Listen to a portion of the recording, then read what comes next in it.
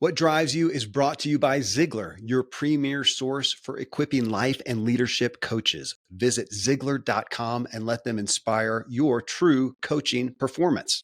Yeah.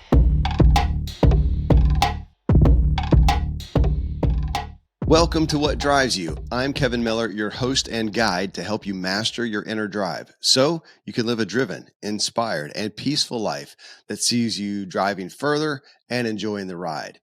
In this episode, I'm bringing you a special What Drives You episode with Maya Shankar. Maya is a cognitive scientist and the creator, host, and executive producer of the podcast, A Slight Change of Plans.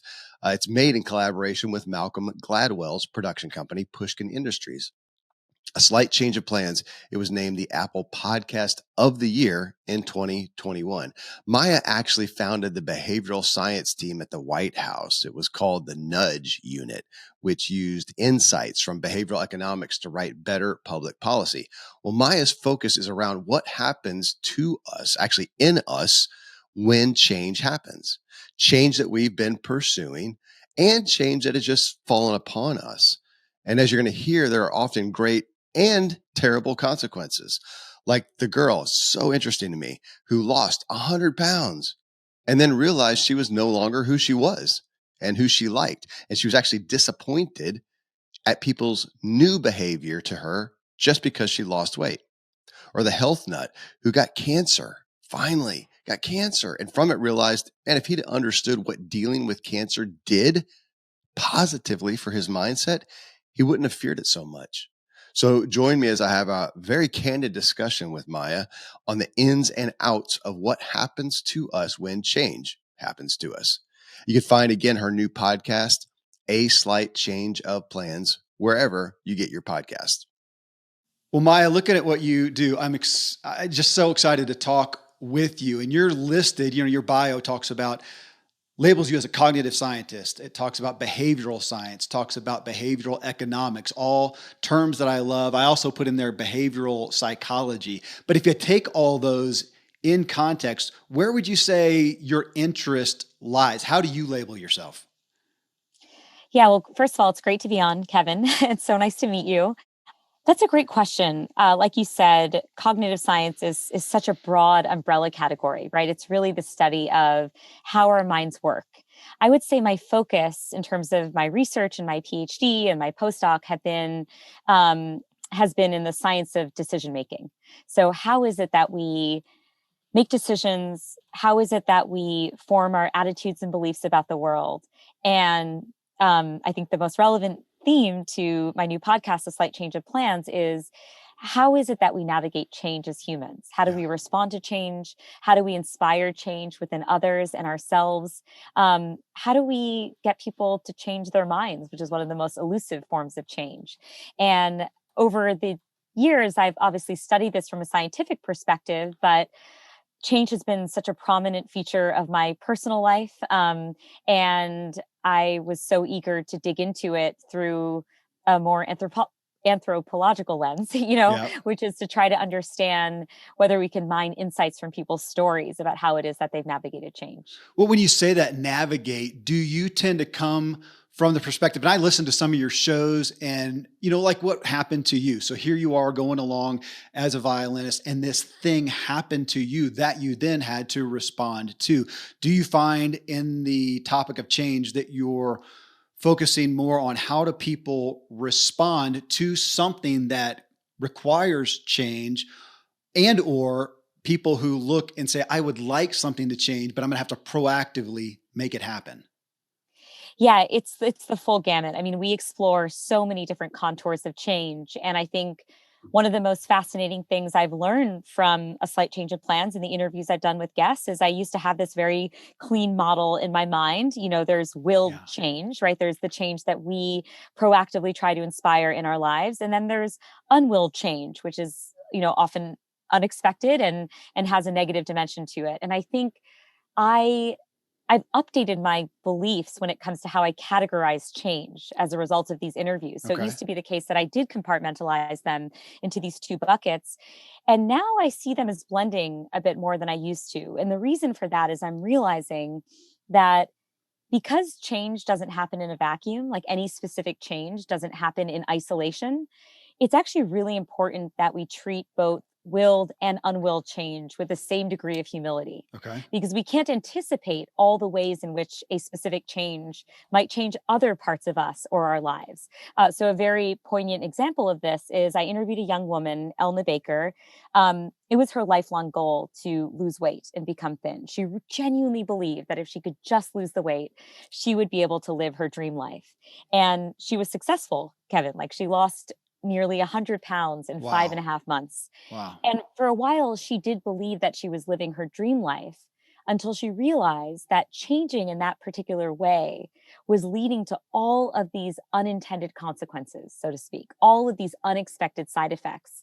What she found is that she was losing big parts of who she was and what she valued. She was less bold. She felt she was more superficial. She felt she wasn't as kind to people as she had been prior. She was valuing very different things. And what that story taught me was, wow, here's a change that this person willed in their own life, right? She was so adamantly of the belief that she so adamantly believed that this would be a net good thing. And then Wow. she found actually it was had really negative effects on her life.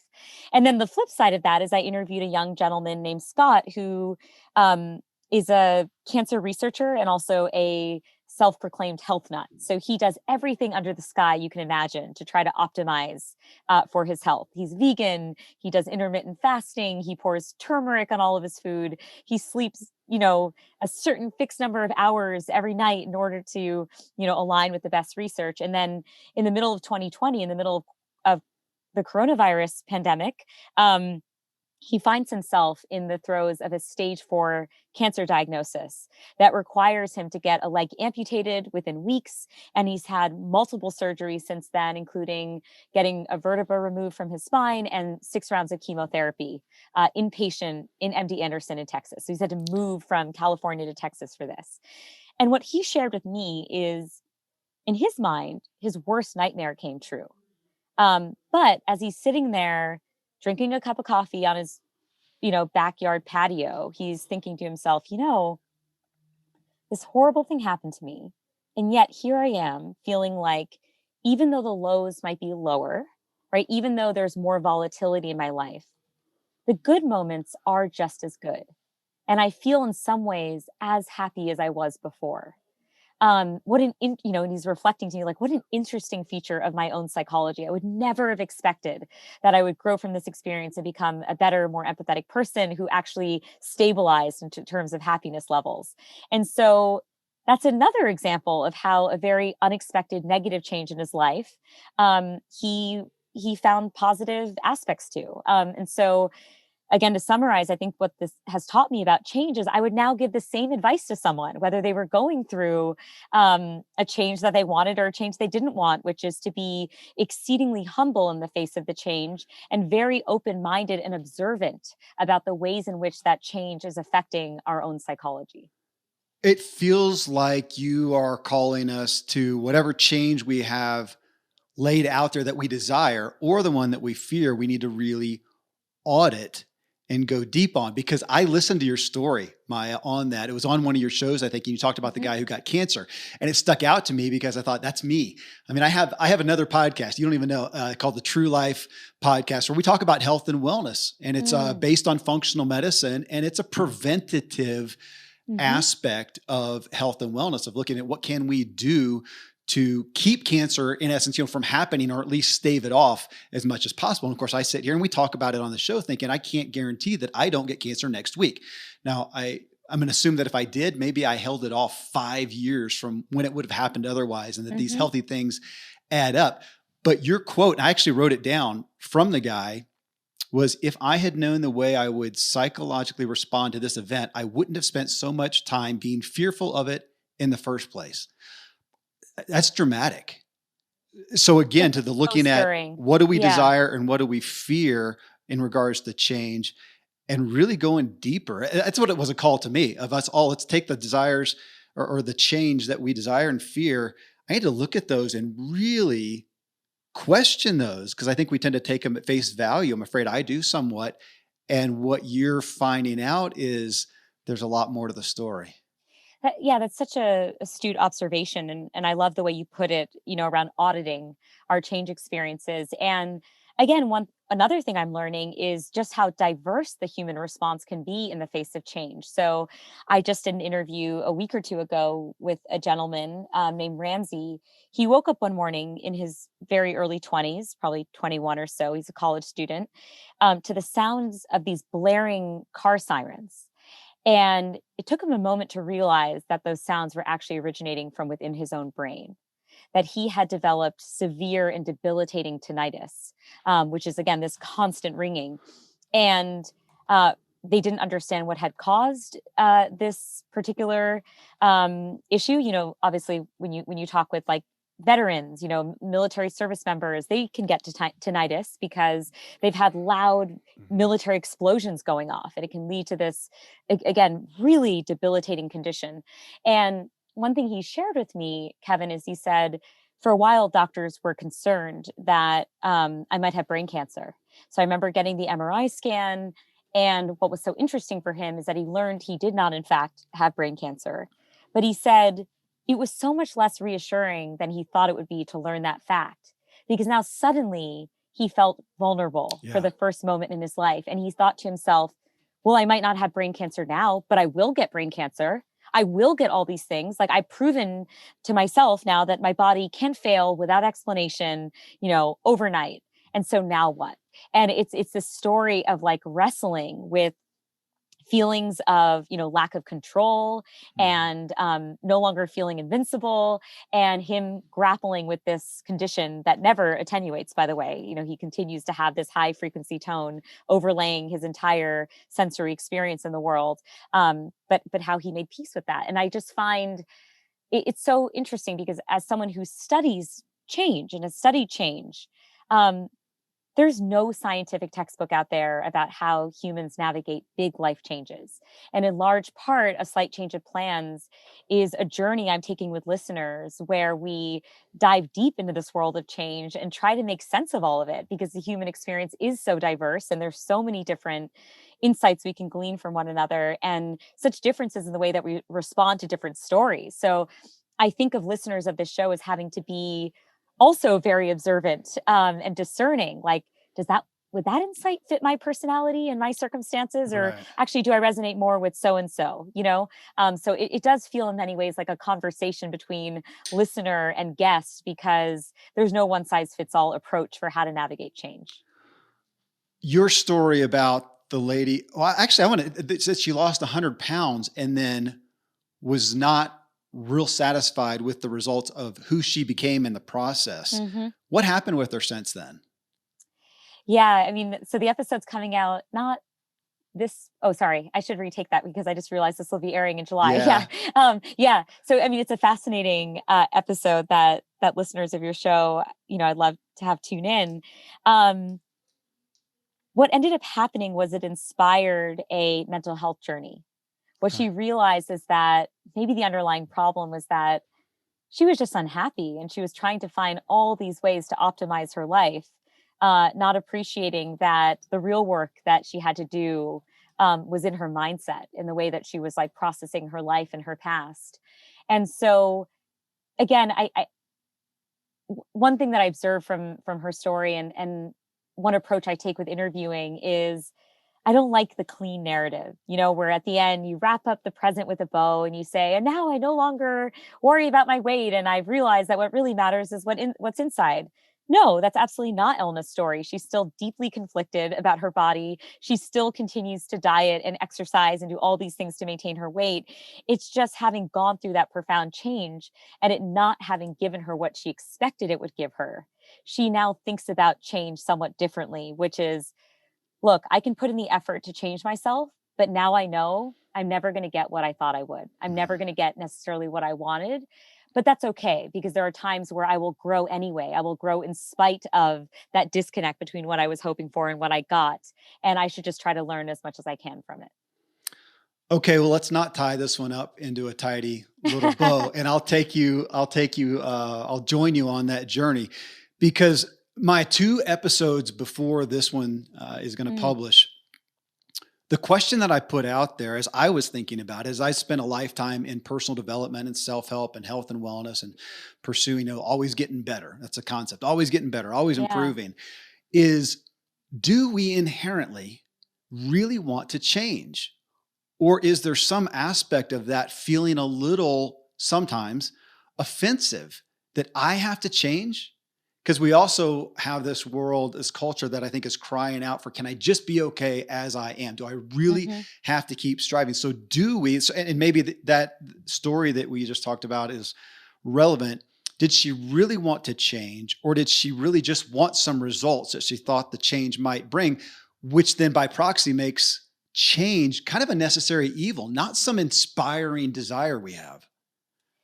Yeah, I love that question. I mean, I think in many ways, like you said, she was hoping for an end result, Hmm. which was to gain happiness and peace and to feel that she was worthy of love. But she went about it with the wrong means. Okay. She misdiagnosed what the underlying problem was. Not to her own fault. I mean, there's lots of societal pressures that make us believe that we ought to change in lots of ways that don't actually require change. But I think her story is so universally appealing because I think we can all identify within ourselves this psychology of, oh, I'm pretty happy with who I am, but oh, if I could just change this one thing about myself, if I could just get this one thing to change, then I would be so much better off. I'd be so much happier. I could actually achieve my goals or my dreams or what have you. And I think there's a cognitive fallacy baked into that, which is when we think about change and we think about the future, we tend to believe that everything in our life will stay exactly as it is. It'll be totally stable and constant.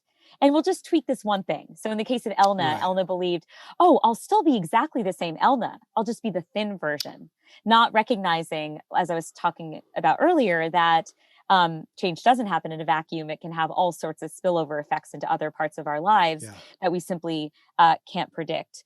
But I think it's a really interesting question of whether we desire change in general. I think in many ways our minds are built for change. 2020 made that very salient for so many of us, which is we just got thrown this major event that we could all commiserate over because everyone all over the world was dealing with this unprecedented amount of change. But change is not new in the context of the human condition. I mean, we as a civilization have been confronting change forever and have been finding ways to manage and cope and confront change. And so, in some ways, like our minds are built for change, absolutely. But then in other ways, we have cognitive biases that really prevent us from desiring change. Like we have a status quo bias Hmm. that really, where we just prefer, inertia, essentially. It's like, let's just keep things as they are. Let's not disrupt um, uh, the status quo because it's filled with a lot of anxiety and trepidation and fear of the unknown. And so I think we have most people have a lot of conflicting views in their own minds about whether it is that they desire or crave change. I mean, most of us are like, well, I love the good change. I just don't want the bad change. Right. But naturally, that's not actually the human experience. That can never be possible. And I keep questioning along with this again on this concept of change, which I'm a word guy. I tend to look up, what is the actual root meaning? And it is to be different in a sense. It's to Mm, change is to be different. And again, when we look at ourselves as individuals, do I really want to be different? I kind of want to be okay, again, as I am. So yeah. is it changing who I am, or can I, and what I was playing with and kind of veering towards was maybe giving us a deep breath of saying, it's not changing who we are, but changing how we are. So Mm, I still hope that I have good intent, that I want to do the right thing, that I'm a good guy, but I'm getting some results that I don't like. Let's take relationships. And mhm. it may be based on because I'm not a good listener. I'm impatient and I'm really being self focused. Well, I can change how I am there. I can practice listening. I can practice being caring about somebody and stopping my own self centeredness. I can change that. But does it give me a little more grace maybe Mhm. to look at? It's not changing who I am, because I'm playing with this message for everybody who's out there, looking at change. And does it feel a little bad? Can you look at changing not who you are necessarily, but how you are? how does that resonate with you? Or do you think that there's some people going, no, I really want to change who I am, the essence of myself? Well, there's this interesting concept in cognitive science called identity foreclosure, and refers to the fact that, especially young people, adolescents, but certainly this phenomena can continue into adulthood. Um, People tend to feel very fixed in their identities. They come to a conclusion very quickly about who it is that they are, what they love, what Yeah. they do. And then they're unwilling to explore other pathways. They're Okay. unwilling to engage in a malleable state of mind in which they explore who else they could be in this world. And I, on a personal level, had to fight this because my whole life as a child, as you were mentioning, I was a violinist Yeah. first and foremost. It was the most defining feature of my identity. And then suddenly at age 15, I have a sudden acute hand injury and I'm incapable of playing the violin professionally and basically generally ever again. And I, in that moment, had to ask myself this existential question, Kevin, which is, who am I without the violin? And I was forced to challenge my desire to engage in identity foreclosure and to open myself up and um, start reminding myself that there are so many opportunities to explore in the world and so many other passions I could identify with. Um, but I think what was so important and what I learned from that experience is to not necessarily attach my identity to things or pursuits, but to character traits or the traits of a pursuit I enjoy. So to make that concrete, in the case of violin, well, what is it that I loved about the violin? Sure, I love the physical instrument, I love the sound it made, but what I really loved about the violin, the part that made me Maya, was emotionally connecting with people through this artistic medium, right? Okay. Having the ability to forge a connection with an audience, people who I'd never met before, but we could bond in this really intimate way through music. Another thing that I might identify with is the enjoyment of seeing myself progress. Tends to be the case that the more hours you practice violin, the better you get. So maybe that's another trait, right?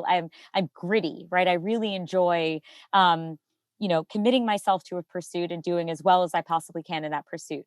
And so, I think if you can identify the features of something that you enjoy, then you can try to search for those traits in other activities and other passions. For example, when it came to this podcast, in many ways, it's not at all similar to the violin, but it's really similar to the violin in the sense I get to meet with people that I admire and I respect and whose stories are fascinating. And I get to emotionally connect with them. And I get to ask them deep, probing questions that I might not be able to ask them if we were just at a dinner party, right? It's like, hi, Hillary Clinton. Apropos of nothing, can you tell me about the hardest moment of your life? Yeah. And so I do feel like it's one, I think it's okay to question who you are. And in the process of questioning who you are, you can figure out that actually maybe it's not things that make us us. But it is, again, traits, characteristics that make us us that can sustain across many different life changes.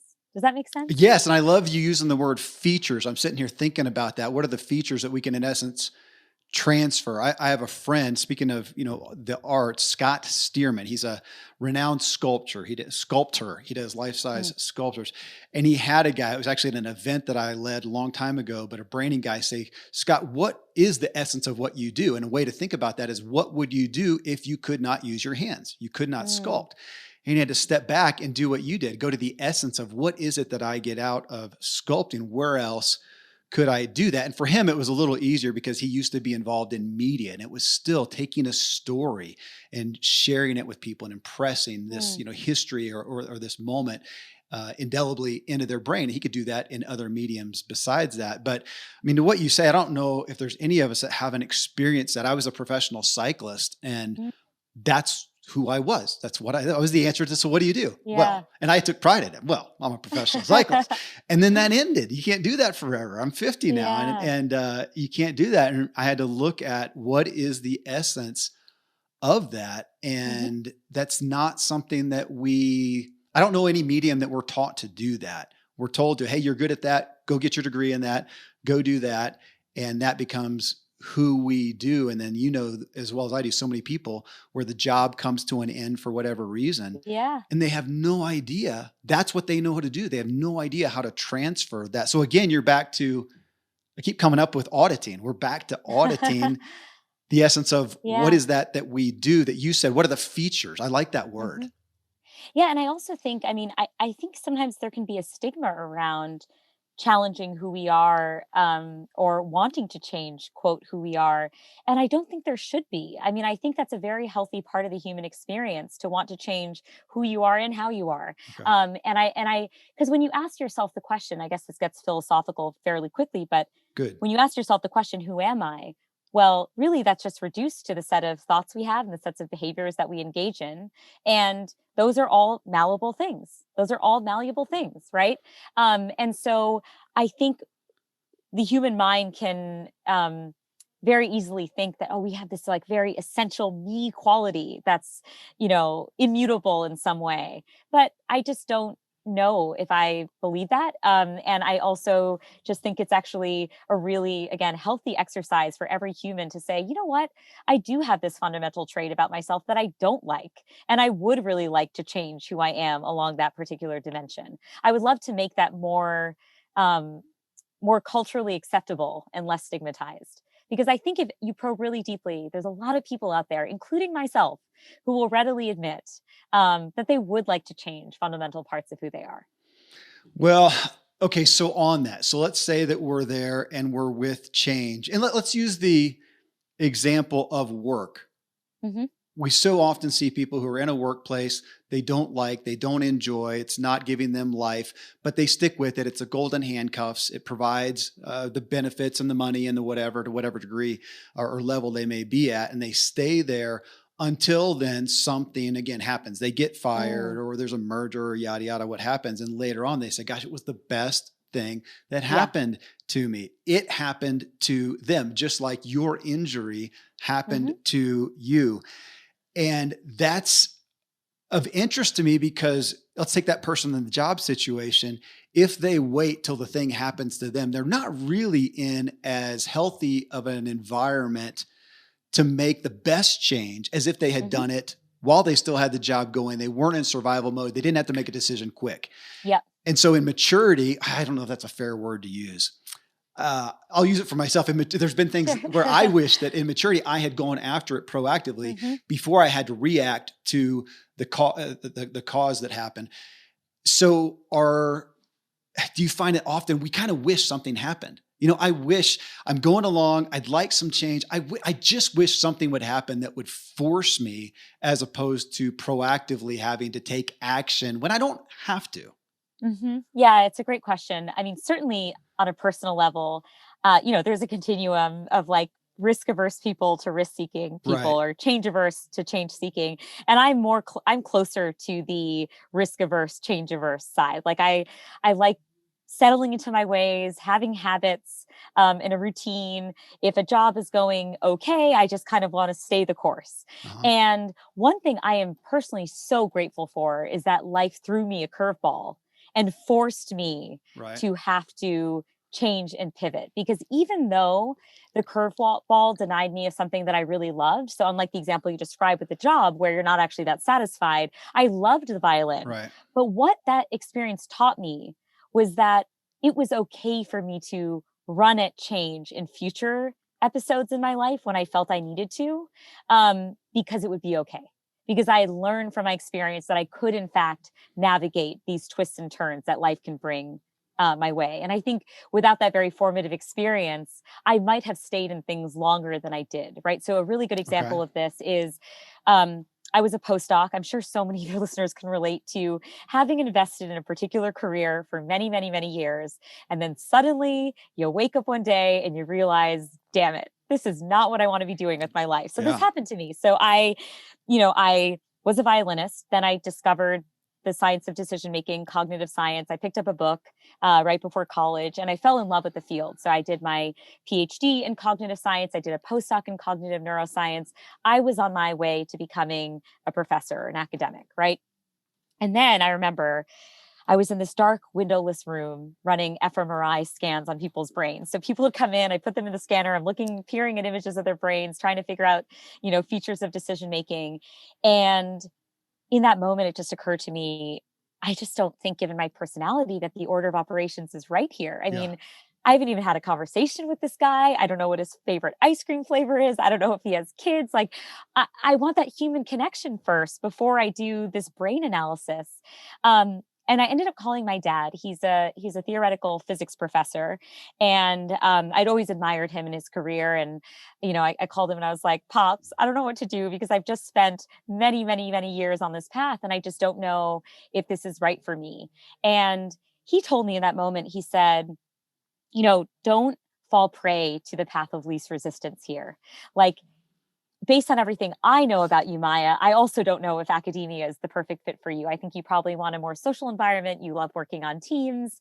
Um, Maybe explore something else. And so that exploration ended up leading to me having many, many conversations with different folks, including an old undergraduate advisor of mine. And what she shared with me was this incredible story of how the federal government was using insights from my field, from cognitive science, to help low income students get access to free lunches at school so that they could thrive. And ultimately, those conversations led me to get the honor of working for President Obama in the White House for 4 years and completely changed my life forever. And I do wonder, had I not had that experience of having the violin taken away from me and having that change happen to me, um, this change would never have happened in my life. And I'm so immensely grateful that it did, because like I said, it was like one of the most incredible honors to get to serve people in this way, but it also challenged my understanding of myself and the types of things that I could do in my life. I'm going to come back to this point because I want to stick primarily on the individual, but because you just brought it up and your experience with the Obama administration and your work there, something I've always been in this personal development, self-help, health and wellness industry. But Mm, that's where I live. That's what I love. That's where I enjoy. It's what inspires me. I haven't spent much time on the institutional side, if I can mhm. take that out. And yet, when we look at cultural change, and the one that I tend to be drawn to most is chronic illness and disease. And we look at that, and it's, continues to be on this hockey stick Mhm. of getting worse. We're getting sicker Yep. and sadder. And it's devastating to me to look at that and think, how are we going to touch that? How are we going to touch this or make a difference in this almost now $5 trillion that we spend, in healthcare? So much of it that is preventable. When you look at that scope, do you tend to side on this is going to happen from an institutional side, not, well, I'm baiting that, aren't I? Not an individual side. Where do you tend to put your focus when we look at the big picture like that? I think it depends on the role that you're playing. Okay. I mean, I think certainly when we were in government, when I was working at the White House, my job was to design public policies and programs Right. that reflected our best understanding of human behavior. And so my job was to make sure that the institutions were in service of people trying to achieve their long-term goals, and were designed in ways that were effortlessly as possible, helping people um, do things like get access to healthcare, get Right. access to public benefits that could be make or break for low income families. Help, like I said earlier, helping low income students get access to free or reduced price lunches at school. Helping increase medication adherence among people who, for example, have diabetes, right? And a lot of people, or a lot of the programs that we design, if we aren't thinking about the human psychology point of view, if we're not using that research, well, it can be a totally fine program, but it's not actually meeting the needs of people, and um, it's not appreciating all the ways in which our psychology is designed. Right. When you look at, I want to go back again to that. I keep thinking of your story. It's so interesting. I've never heard somebody go, yeah, so and so, and they lost 100 pounds and they kind of regretted it. I Mhm. don't know if that's a fair statement, but on that, No, but to that point, okay, Kevin, I think that's a great observation, because again, and this is what I mean by not having these clean narratives, because I yeah, think again, we so often had these reductionist narratives about the human experience, which is you turn on a talk show and it has, 6 people parading on the stage. Oh, they lost a cumulative 500 pounds and now life is great forever. Yeah. And you don't follow. It might be great for some folks. Absolutely. Like, power to them. But the human experience is deeply complicated and very complex. And in many ways, one thing that Elna was forced to confront is that people were starting from her vantage point, people were starting to be nicer to her and give her more things. She was able to get things more easily. And she really resented that. It made her deeply cynical about the world because she thought to herself, she has this device where she talks about old Elna and then new Elna. And new Elna is the one who lost all the weight. And she said, old Elna would never have been able to get these things in life, even though old Elna was a much better person than new Elna is. Old Elna was like always trying to be kind to people and generous, and she worked so hard. And now here new Elna is getting all these societal benefits that she doesn't deserve, right?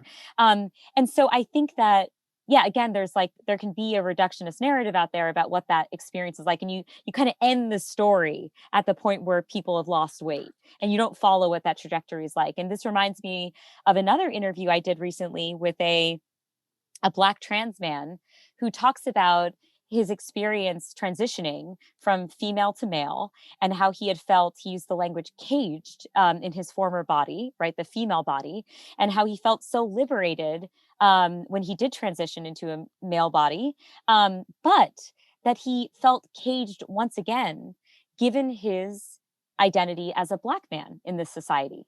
And it was a fascinating story because you know, the gender transition story can also end, at times in this very reductionist way after the transition. But, his story has so much complexity after the fact. He talks about getting pulled over by the cops, noticing how he's being received by folks. And I think what his story taught me, kind of similar to Elna's, is we can inspire a change within ourselves, but we can never control the way that other people change in response to that change. We Mhm. can't control how they react to us as a result of the ways in which we've changed. And it compelled me to revisit this common refrain we all have, which is, oh yeah, it's important to change on your own terms. Well, what does that actually mean, Kevin? Like, what does it actually mean to change on our own terms where we change, but then we can't actually control the way in which our entire environment responds to that change, for better or worse. No, it's a great point because with Elna, she could not change on her own terms because it caused change in the people around her. And it's it's so interesting because you would think that the privilege is what she's saying that she then incurred Mhm. because of that she was not happy with. And you Mm. would think most people are striving to do that. I'm racking my brain to think of the analogy that's so fitting here about all I can think of is the emperor's new robe, and that's not it. It's somebody else. What's the analogy? It's the story out there of the guy. This is a super old story, who got a new robe and finally upgraded his robe. And when he did, he then saw that, gosh, especially in comparison, that furniture is kind of shabby in the house. And so he upgraded the furniture. And then once he did that, he said, gosh, it's actually nicer furniture than the house. I need a new house. And it kept going from there. And again, we're back to this auditing the change. If I make this change, if I make this, and in our context here, an improvement, a betterment change, what is that going to, how is that, to what you said, how is that going to impact the people around me? Mhm. How will that cause them to react to me? And I've heard plenty of wealthy people complain somewhat that now that I am so wealthy, everybody who comes generally has an agenda of how I can help them, how they can get money Mm. somewhat. And I've heard that, but how is that going to affect them? What's it going to require of me, which is what you're talking about here, which I'm enamored with, is like the audit of change. Maybe that's the title of this. Yeah, it's so interesting because I interviewed Hillary Clinton for this podcast, and we talk about her decision to change her last name. So essentially, what happened is, she was in Arkansas working in the 70s. People were not a fan of the fact that despite being the governor's wife, Bill Clinton's wife, she was continuing to work her job. She had kept her name and did not take on her husband's last name. She didn't really fit the cookie cutter model that people had in their minds of what the governor's wife ought to even look like, right? She had glasses and she didn't have a stylist and she didn't wear makeup. And people were really resisting this about her. And she eventually decided after Bill Clinton lost his, reelection race, and she was blamed in part for that, which is insane, because they said, this is in part because you're not willing to play, the classic governor's wife role. Right. She decided to change her last name. But what was so interesting to me as we had this conversation is, I saw that as such a major, huge sacrifice, and I, as a woman, resented that she had to go through all of that. And what she shared with me is she said, Maya, I think I knew where my line was. I knew what really mattered to me, and that was my ability to do work, influence policy, get the job done, so to speak. And I cared less about some of the superficial things like getting a stylist and hair and whatnot. So I was willing to concede on those things.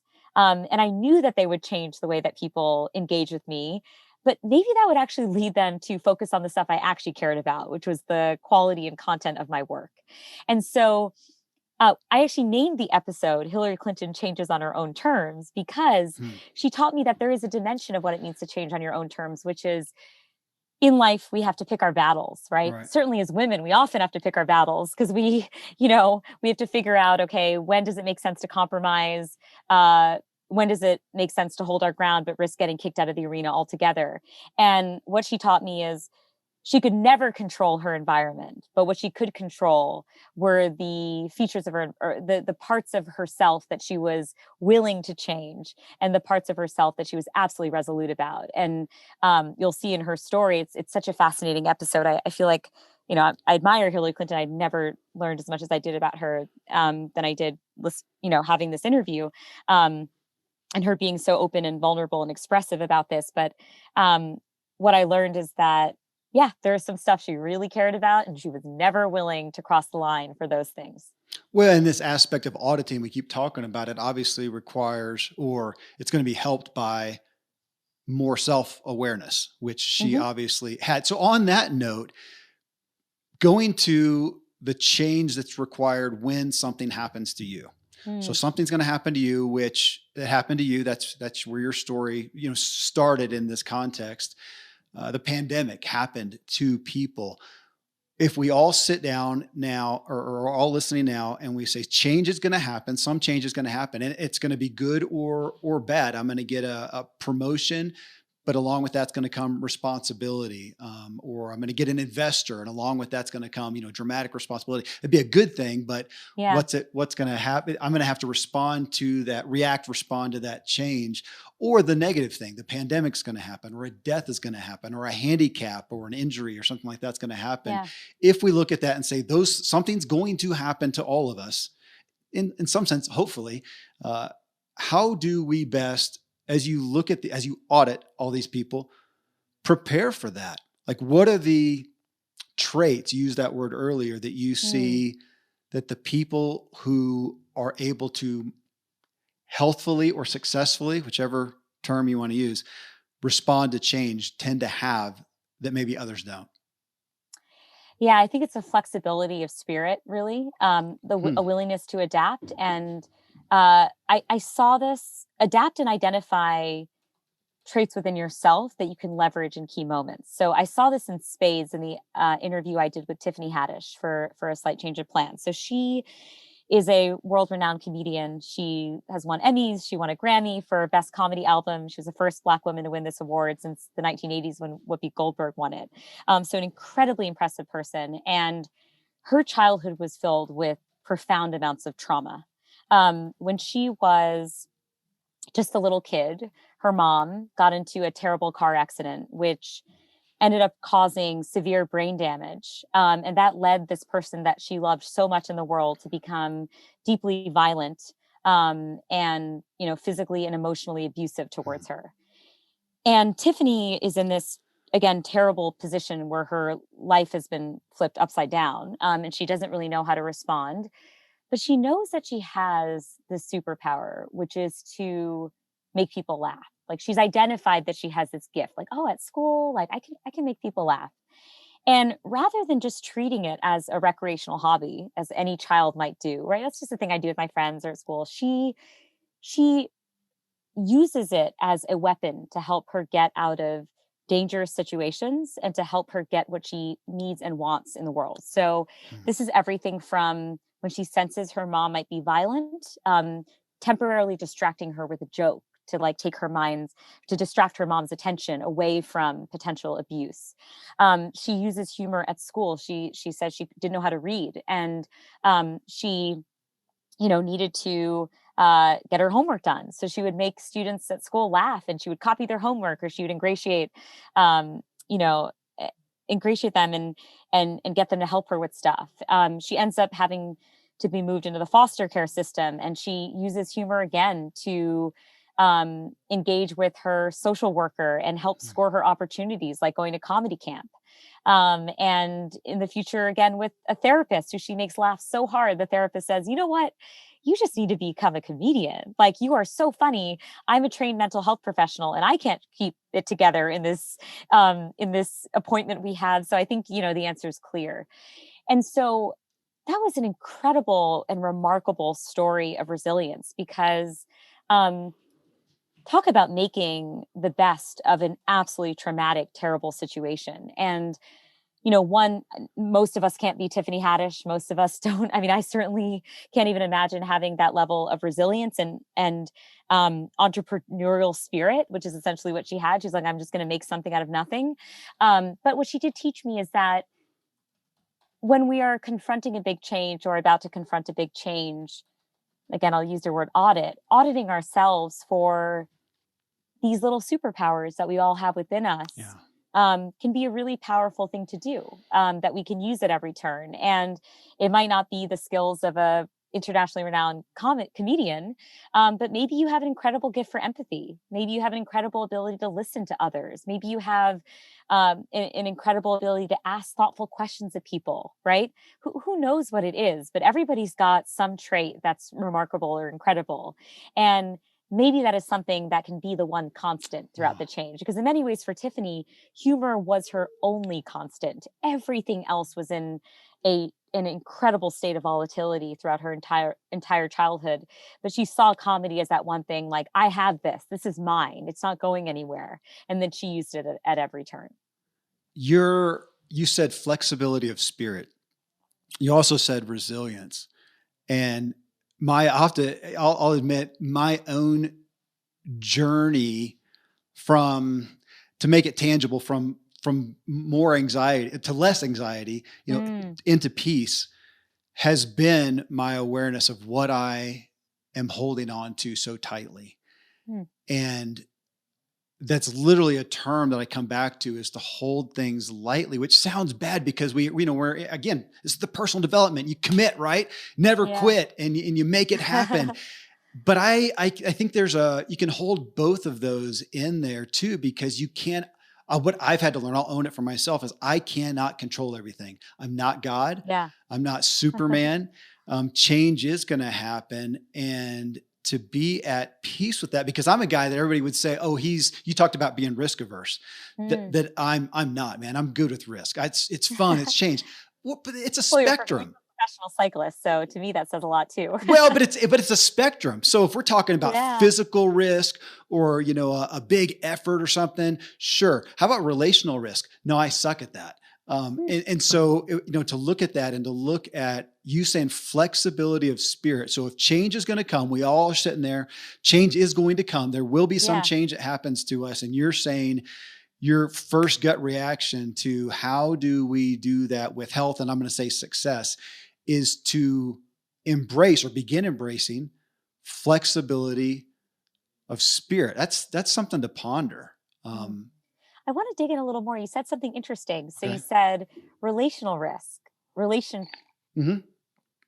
You meant like human relations I risk, do. right? Yeah. Yeah. Can you say a little more about that? Yeah. If you're willing? It's interesting. So I'm going to speak from a guy's standpoint, since Mm, that's who I am. And I see so many guys who are so valiant. I mean, I see what they're doing. I see the efforts that they're making in their work and in their family and in their desire to serve the world. And man, they will die, for their family. Let's say that. Let's use a wife. I'll die for my wife. Yeah, but will you have that hard conversation? Will you consider the change that she would like you to make? And every guy is reduced to this little infant. I shouldn't say a lot. Okay, a lot of, and I'll put me in there as well. And it made me look at that aspect of risk averse. And my co-host on my True Life podcast, Dr. Randy James, is real big on with everything. With anything that we're talking about in regards to our person, we're all on the spectrum. We're not this or that. We're not risk averse or not risk averse. Because I see people who you would say, man, they are so risk averse. And yet I look at them maybe relationally and think, man, they're kings. They're amazing in that. But we tend to give the kudos or the label of that to these really tangible things of they started a business. They're not afraid to do whatever. They risk this thing that we see out here. But in the personal life, I see a lot often of timidness that doesn't translate over. And it just made me question the labels that we give to ourselves. Yeah. Myself. Have you found that you have tried to cultivate a greater willingness to change in the relationship space? Or do you feel in some ways, okay, I am this way. I'm risk averse. Let's just have that be the case. Well, no. I mean, I don't ever want to be that. It's a hard thing to do. It is. I would say I recognize my nature. So it is my nature. I am significantly conflict averse. So I recognize that. So then am I making efforts to be different? Yes. And so that would be back to that concept of inherent change in ourselves. Yeah, I wish that one, I would like inherent change in that one. I don't see a benefit from that one. That is one that causes me struggle. I don't see an upside to that one. So it's a recognizing and an effort to give myself grace in that as well. But then do I want different results that would require change in me? Yeah, I do. Yeah, I mean, I think one of the reasons, well, first of all, thanks for sharing that. I think one of the reasons I ask is, one of my guests on A Slight Change of Plans, his name is Tommy Caldwell, and he's considered the greatest big wall climber in the world. By the way, he only has 9 fingers. I listened. Wood chopping accident. Incredible life story. I mean, he was held captive in Kyrgyzstan, nearly died of starvation and hypothermia, and potentially the risk of just getting, killed by one of his captors. And he did say, very few people in their life get the ability to see what they're capable of in these moments, these rare moments where life pushes you to your limits and tests you. And that when you come out the other side alive and healthy, you feel a kind of reassurance about it all. Like, I've seen the worst. And so now I know, he's like, I don't fear failure or fear anymore after that experience. Like, he just doesn't, he came so close to the worst moments of his life that things just feel like, and he survived them. Right. So he feels reassured. And I do wonder whether when it comes to an aversion to that kind of relational change or conflict or whatnot. And again, I'm sure, Kevin, you're not the only one who feels this way. So many people feel this way, that forcing that push in their lives, where they just force the conflict once or twice, and they muster up all the courage in the world to try to just inspire that, will leave them feeling like, whoa, I did that and nothing terrible happened. We're all still alive. We're still together. Okay, maybe I have what it takes. And I say this because your earlier comment got me reflecting on the fact that in the same way that I'm change averse and I needed this thing thrown at me saying, you can't play the violin anymore, it's a forced change that I didn't want, but it got me thinking differently. I wonder if we can force, a risk-seeking attitude in some sense in these areas of our lives where we feel a little bit more closed-minded or a little bit fearful. Yes. And your story of the guy who got cancer, and I won't forget that, Maya, because him looking at it going, gosh, if I had understood the psychology, understood, what happened to me, I wouldn't have feared it so much. Again, in the auditing, I want to come back to, it'd be a great thing to make my fear list and to think, what is the outcome really? Is it going to be as bad? Because as you say that, I'm so aware of when I do step in and I enter into that conflict, it's really never as bad as the biggest fear. I'm still averse to it, but I'm having to train myself to do that, just like an athletic event where you just go in and work out. If I want a bigger bicep, I go work it out. So, gosh, again, am I waking up in the morning and go, man, I'm going to go after conflict today? I don't do that. I will say, and I don't know if that would be a good way to live either. That might be a little too intense. To be frank with it, the thing that I do, that a counselor has helped me do, is be aware of my own emotional dashboard. And right there in this moment, I'm wanting to shut down. I want to run. That's the red flag, Kevin. Be aware of that to now enter into the conflict. It's for the health of the relationship as well. Yeah. And it's me not building walls and becoming bitter. That's on the other side of it. So being aware of what's on the other side of not risking. Yes. No, that makes total sense. Look, I think the fact that you're even able to talk so openly about these things is a testament to the fact that, whatever work you're doing with your counselor is clearly paying off. I find it to be a very brave thing to admit to, and something that's so relatable. Well, again, this topic that you're covering, Maya, and why I'm eager to promote you and this new show is because I feel like we take change, and as most words do, it has kind of the common baggage to it. Change is here. And I think we're looking at it wrong, and hearing the stories that you're covering on the show help us see it from so many different viewpoints, and to realize that even on change, that we're all on that spectrum. I just went on a getaway by myself, and I went to different mountain biking courses. It was awesome. And I'm totally happy going out someplace where I do not know where I am at and getting lost in essence. But then I realized, man, in my normal day-to-day, like today, I go out generally on the exact same routes over and over and over with no change. And you look and go, gosh, that doesn't make sense.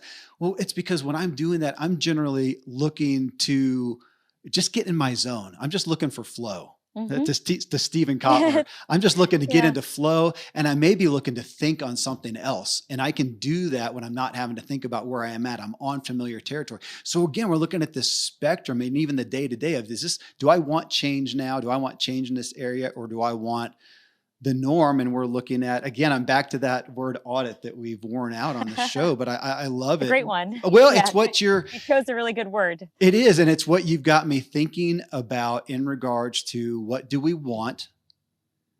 And then what change will that require? And then really auditing to what you said, I guess, what's the ripple effect going to be? As far as where we find joy. Well, again, I'm a fan, obviously, of what you're doing. Thank you. I will be tuning into it, and it's helping me because I care so much about this topic for myself and for my audience. So thank you. Thanks for taking the time to be on the show, and thank you for the effort you're making in this arena. Well, thanks so much, Kevin. I love it when an interview feels more like a conversation. And I appreciate the fantastic questions you asked, but even more importantly, all the things that you shared, it's given me a lot of food for thought. And I think, as I continue to build out a slight change of plans, I think a lot of the insights you share will help shape the way that I approach different conversations. So I really appreciate that. Thank you. I'm honored, Maya.